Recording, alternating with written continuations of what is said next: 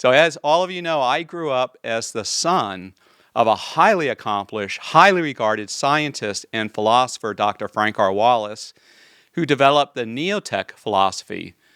And that grew out of the Ayn Rand's objectivism and the long line of Aristotelian philosophers. In neotech, Dr. Wallace identifies our human consciousness as the greatest value, and that man's greatest responsibility is to cure aging and death, to preserve our consciousness. As a boy who greatly admired his father, who was a highly regarded scientist for DuPont and the philosopher of neotech, well, I felt like if he said he was going to do something, consider it done. So I grew up believing he would end death and we would never die. I mean, I really believed that. I felt that. I thought that. I grew up emotionally feeling that death was unnatural, that our consciousness was the most important value, and curing death was our most important goal. Now, as I grew up, I gradually learned that other people did not feel that way, and I had to figure out why I was the only one. And as I grew up, became a teenager and then a young man, I began to learn the reasons why. I began to learn about personal stagnation, which is blocking the desire to live forever. People get in their ruts, their routine ruts, and after 10, 20, 30 years, I have a good friend who's a pilot, and back in the day, I excitedly said to him, hey, what if we can live to 130, 140, 150? And to my surprise, he looked at me and shook his head, and after giving it a little bit of thought, he said, well, no, I really wouldn't want to live that long. That floored me. He's a good friend of mine, and he had what appears to be a real glamorous job, flying all over the world, but he wouldn't want longevity. He wouldn't want to live past maybe the 70, 80, 90 years that human beings live today. So that was the first block I realized why people out there did not feel the way I did about curing aging. And then the next block that I learned was the political suppression in society, blocking the progress needed to make the medical breakthroughs to live forever. You go back a quarter of a century ago, and back at the turn of the century, people were talking 7 years we're going to cure aging. 7 to 10 years. Well, that was a quarter of a century ago now. And today, we're still giving the same time frames. You go to the RAD conference, same time frame. 7 years, 10 years. I've been hearing that for 25 years.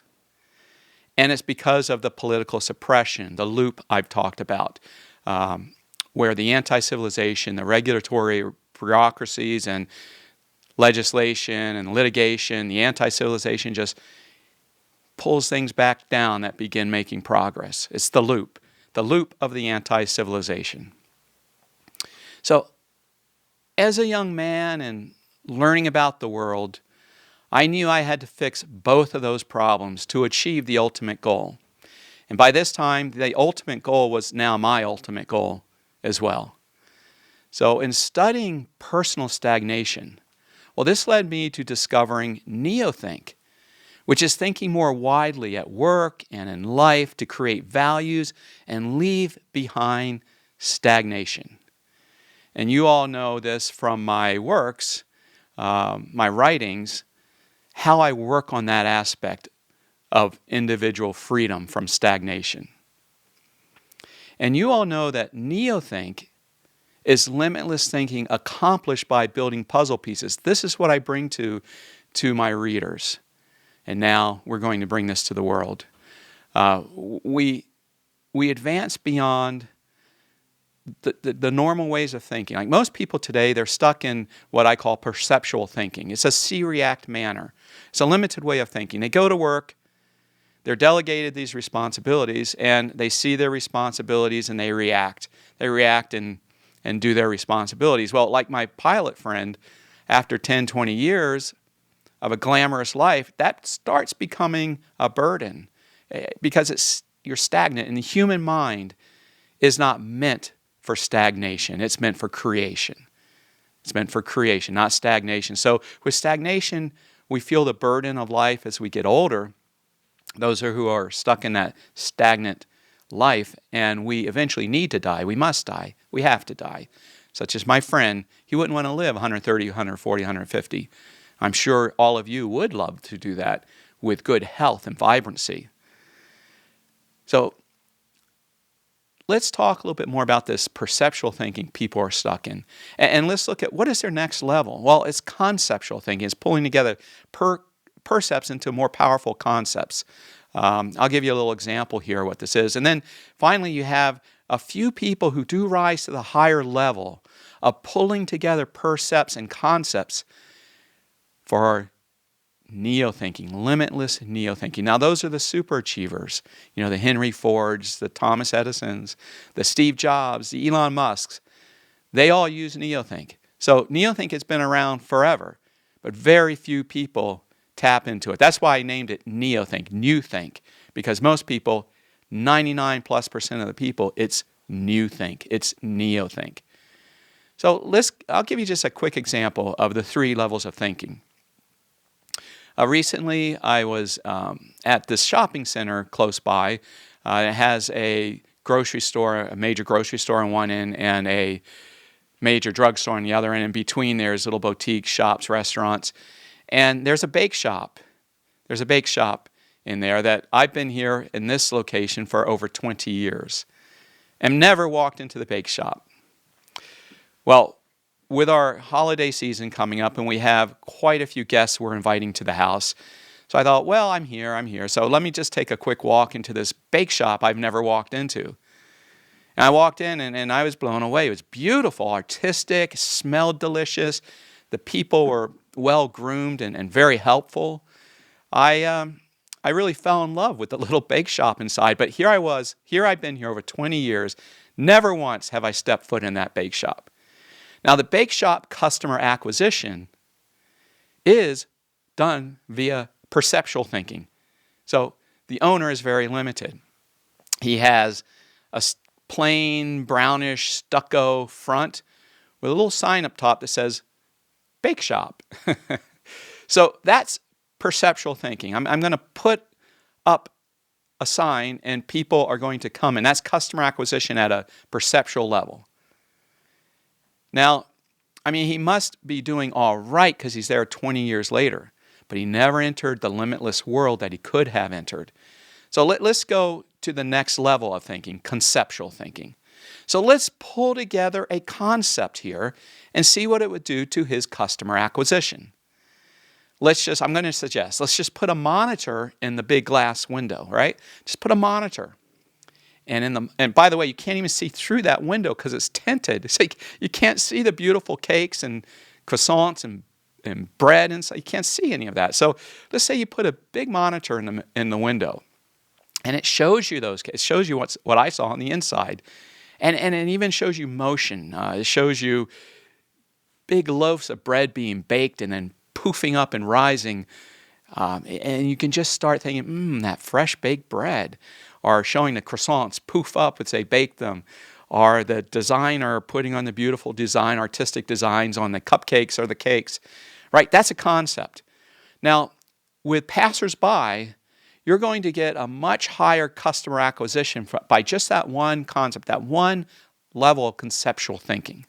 They'll see that, they'll become curious, they'll watch it for a minute, and guess what? Then they'll walk inside to see more. So we've jumped from perceptual to conceptual thinking at that point. Now let's take it further. Let's get into a neo-think puzzle picture. So what is neo-think? It's pulling together puzzle pieces. What are the puzzle pieces? The puzzle pieces are the concepts. It's pulling together concepts into a big picture. So I'm going to, just off the top of my head, and I do this, by the way, when I go to restaurants, I go to stores, my mind's always doing this. Like, wow, if they did this, they could double their customer acquisition. If they did that, they could become so much more efficient and save much more in costs. And my mind just always works that way. So let me put it to work here with the little bake shop. All right, so we've got now sight going on here with the monitor. Well, when I walked in, my stomach started gurgling because it just smelled so good. You know, I had to have some of that. So why don't we put some vents? Why doesn't the owner put some vents and put some fans and blow that aroma out onto the sidewalk in front of his bake shop? Well, people walking by would follow their noses, just like on that cartoon Popeye when Wimpy would smell the hamburgers and he'd follow his nose to the hamburgers. Well, they'd follow their noses right into that bake shop. So now we've got two concepts working. Let's throw in a third one, and then we'll pull together a little NeoThink puzzle picture. Let's say the third one is this. When I walked in, there were two employees. With no extra cost to the owner, take a simple folding table, put it out front, put a nice pink tablecloth on it, and at 5 o'clock onward, when the foot traffic is very heavy in that little shopping center, bring out some fresh baked bread. Slice up some of those delicious sweet cupcakes. Bring out some croissants. And make sure they're nice and warm too. And then the passersby, well, I can tell you this from the days when our family used to shop at Costco and they would have samples. I'm telling you, he would have a crowd around his little bake shop in no time. And when people see a crowd, they get curious. They want to know, okay, what's going over there? What's going on over there? What am I missing? And boom, his customer acquisition, well, I'm going to say it would multiple fold. How? Because he created a little NeoThink, pulled together a little NeoThink picture, a little puzzle picture there. And I'll also guarantee you this. If he had that aroma blowing in the noses of passersby, the beautiful scenes of the baked bread poofing up, and the delicious warm tasting table, I guarantee you that those people, myself included, over the past 20-some years that I've lived here, well, that picture would stay in my head. Every darn time I'd go into the grocery store, every darn time I'd go into the drugstore, I would see in my head that NeoThink puzzle picture, that customer acquisition NeoThink puzzle picture. And many times that would have drawn me to the bake shop. Not necessarily now because I'm on the keto diet for the past 2 years, but over the 20 years I would have been in there many times, I can guarantee you. If I had that little puzzle picture, I never went in once because of his perceptual customer acquisition. NeoThink doesn't stop there. If he had such a successful response to that NeoThink puzzle picture, well, he'd put another bake shop, replicate it. Remember that in my writings, replicating. He'd replicate that to the west side, then to the north and to the south, then to the state over.